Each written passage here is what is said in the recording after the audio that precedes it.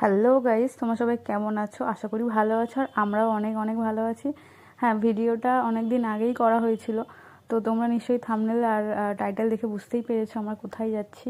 হ্যাঁ, চিড়িয়াখানাতে যাচ্ছি। তো গেছিলাম, অনেক দিন আগেই গেছিলাম, জানুয়ারি মাসেই গেছিলাম বা ফার্স্টের দিকে। তো আর ভিডিওটা আপলোড করতে করতে মাসের শেষ হয়ে গেল।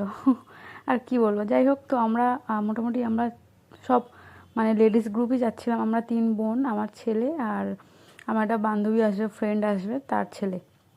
তো আমরা টোটাল 4 জন আর 2টো বাচ্চাকে নিয়ে 6 জন।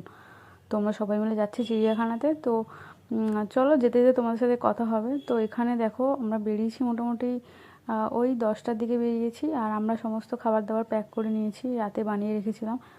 তো এখানে দেখো, সবাই মানে সবার মতো ফটো ভিডিও করতে ব্যস্ত। আর আমি এখানে এসে আমাদেরকে অনেকক্ষণ ওয়েট করতে হয়েছিল, বিকজ আমার বান্ধবীর আসতে একটু মানে ফ্রেন্ডের আসতে একটু লেট হয়ে গেছিলো। রাস্তায় জ্যামে আটকে গেছিলো ও, তো ওর হাজব্যান্ড ওকে ছেড়ে দিয়ে গেল। তো এখানে টিকিট কাটার পর আমরা প্রায় 1 ঘন্টার মতো দাঁড়িয়েছিলাম ওদের আসার জন্য। তো তারপর সবাই মিলে একসাথে আমরা ভেতরে ঢুকলাম, এবং একে একে চিড়িয়াখানায় এর আগেও এসেছিলাম। তখন আমার মানে বেবি আমার তখন হয়নি। তো আমার ছেলে হওয়ার আগে এসেছিলাম। তো এখন আমার ছেলের 6 বছর বয়স। আর চিড়িয়াখানা আসা মানে হেঁটে হেঁটে ঘুরে ঘুরে সমস্ত কিছু দেখতে হয়। তো ছোট অবস্থায় আসলে কি হয়, কোলে নিয়ে বেশি ক্যারি করে হাঁটাটা সম্ভব না, তাই জন্য ও একেবারে বড় হলো তারপরেই এলাম।